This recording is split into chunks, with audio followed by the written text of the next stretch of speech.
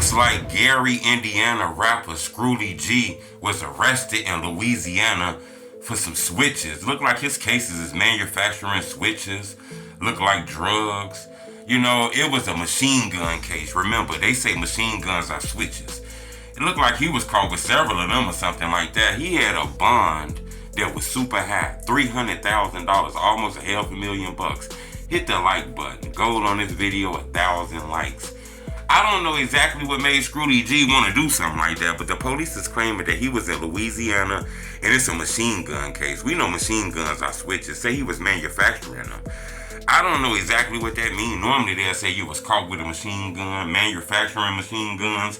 Feel like maybe selling switches or some shit like that. I'm not sure. You know, he posted on social media that he home. And he taking shows anyway until his next court date. You know, I don't know. I think he home, but I can't 100% stamp it. You know, he had a high-ass bond. Maybe he did have that money laying around to come get home and shit like that. But it looked like he was facing a horrendous case, you know.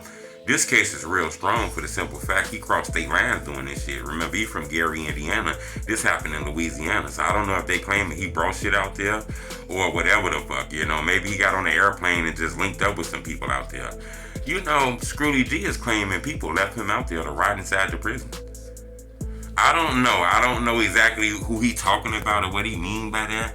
But it looked like he facing a strong case. Remember, this guy buzzing hard as hell. Everything he dropped was hitting 1,000,000 views. You know, he was on the upswing. He did kind of get in the middle of some beef shit like this and dead rappers from Chicago, like the LBG camp and things like that.